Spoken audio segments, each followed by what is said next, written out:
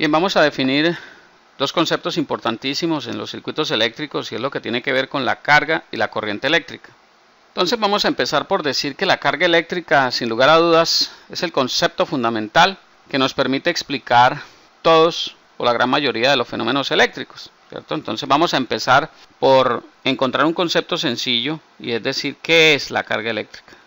Entonces, para definir qué es la carga eléctrica, vamos a decir simplemente que es una propiedad eléctrica de las partículas atómicas de las que se compone la materia. Entonces, hablando de eso, innegablemente tenemos que referirnos al átomo. Entonces, el átomo, recordábamos por allí en la química y la física básica que un átomo está compuesto de protones y decíamos que los protones tienen carga positiva, está compuesto también de electrones que tienen carga negativa. Y recordamos también que la carga de un electrón es 1.602 aproximadamente por 10 a la menos 19 coulombs. También forma parte de un átomo los neutrones. Entonces allí sabemos ya cómo se mide la carga eléctrica. Se mide entonces en coulombs, cuyo símbolo es la C, una C mayúscula, es el coulomb.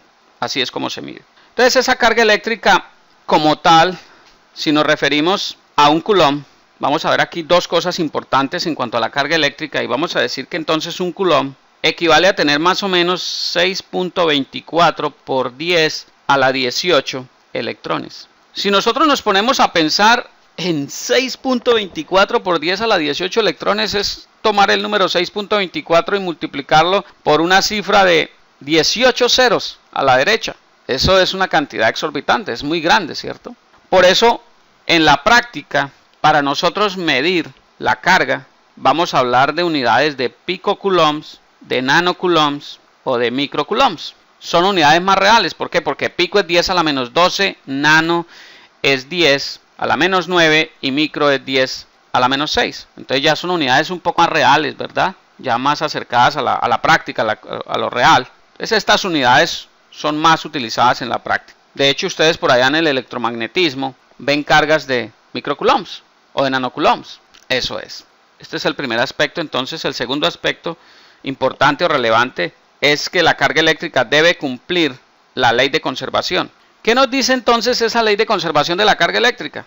Que la carga eléctrica no puede ser creada ni destruida, solo transferida. Es decir, en otras palabras, que así como el principio o la ley de conservación de la energía, la carga eléctrica siempre permanece constante, ella no se pierde, no se va para ningún lado, simplemente se transporta o se transfiere de un lugar a otro, de un elemento a otro. ¿Ok? Entonces recuérdelo, no se puede crear ni destruir la carga eléctrica, solo transferirla, permanece siempre constante. Bien, ya tenemos una leve visión, para no estar en tanto detalle, de lo que es la carga eléctrica. Ahora bien vale la pena que definamos el concepto de corriente eléctrica. Entonces, una definición clásica y sencilla de corriente eléctrica es decir que es la rapidez con la que va a cambiar la carga con respecto al tiempo. ¿Qué significa eso? Matemáticamente lo podríamos expresar de la siguiente manera.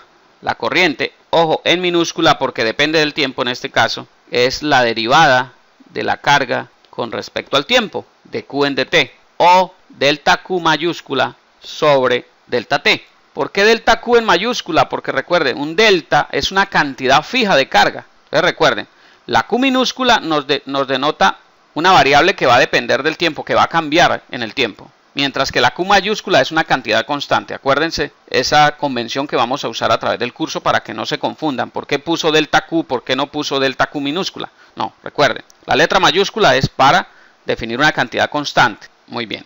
Entonces, ahora, esa es la definición. La rapidez con la que cambia la carga con respecto al tiempo. Ese es el concepto de la derivada, ¿cierto? La rapidez de cambio.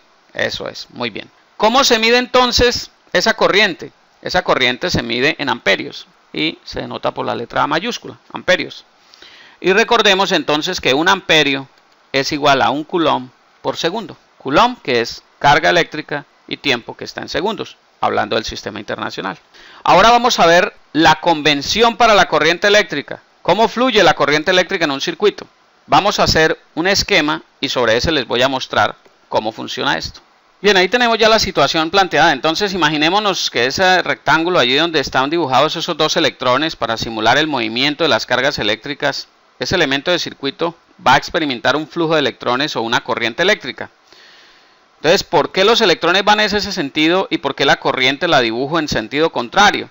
Resulta que al yo aplicar una diferencia de potencial o un voltaje o una tensión, como lo vamos a definir en el siguiente video, yo obligo, esa diferencia de potencial obliga a que los electrones se muevan de un lado al otro. Pero resulta que por convención, de acuerdo al señor Benjamin Franklin o al ingeniero Benjamin Franklin, por allá en el siglo XVIII, a finales del siglo XVIII, él dio esa convención. Dijo que el flujo de electrones que tienen sin carga negativa van en sentido contrario a como se denota por convención el flujo de corriente eléctrica. Es decir, que el flujo de corriente eléctrica va a estar dado por flujo de cargas positivas.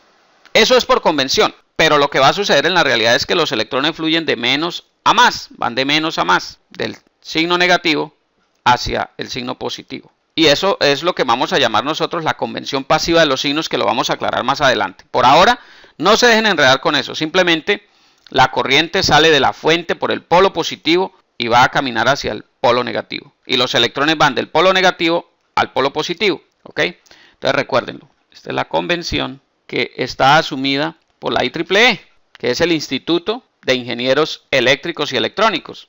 Está avalado por ellos y esa es la convención que se usa y es la convención que vamos a usar a lo largo de este curso. Y recuerden que esto lo definió hace mucho tiempo el ingeniero Benjamin Franklin. Ok. Ahora bien, resulta que en ese flujo de electrones hay una carga total transferida. ¿Cuál va a ser entonces la carga total que se transfiere? Porque van a ir electrones de un lado a otro. Se transfiere, recuerden. La carga eléctrica no se crea ni se destruye, solo se transfiere. Va a estar dada por la expresión Q igual a la integral entre t sub 0 y t, para ser generales, integral de I por diferencial de t. ¿De dónde sale eso? Muy sencillo, noten. Definimos que la corriente era la variación de la carga con respecto al tiempo. Y entonces si yo paso a multiplicar I multiplicado por el diferencial de t que está en el denominador, ese es igual a la diferencial de Q. Si yo integro a ambos lados, integro I por dt, va a ser igual a la integral de dq. La integral de dq es Q mayúscula. Luego entonces Q, la carga total transferida, va a ser igual a la integral entre t sub 0 para generalizar, o entre 0 y t, pero t sub 0 es un tiempo cualquiera, integral de I por dt. Esa va a ser la carga total transferida. Resulta que para yo definir una corriente eléctrica, entonces ahora yo necesito darle una dirección a la corriente, ¿cierto? Entonces hay dos cosas importantes cuando definimos la corriente. Dos cosas muy importantes. Una es la dirección y otra es la magnitud. Entonces yo no puedo notar una corriente simplemente con la dirección, si no escribo que es una corriente I. Entonces vamos a verlo claramente. Entonces, supongamos que yo tengo lo siguiente, tengo algo así. Entonces por aquí voy a poner una corriente en este sentido. Eso me da la dirección de la corriente, pero tengo que definirla. Y con respecto al tiempo, I de t, tengo la dirección y la magnitud de la corriente. Tengo que poner las dos cosas para poder definir claramente una corriente. Ahora esto también lo puedo hacer de esta forma. Decir que esto es I de t con respecto al tiempo, generalizando en una dirección determinada. En este caso, en ese sentido. Entonces recuerde, la flecha, ojo con eso. La flecha es una parte fundamental para la definición de una corriente. ¿Por qué? Porque si yo no le doy un sentido, una dirección a esa corriente, pues no voy a saber para dónde va y me voy a volver loco. Por eso tengo que definir una dirección a través de una flecha. ¿Ok? Bien, espero que haya quedado claro este concepto de lo que es carga eléctrica y corriente eléctrica. Los veo en el próximo video. Sigan adelante, revísenlo cuantas veces sea necesario este concepto y nos vemos en el próximo video.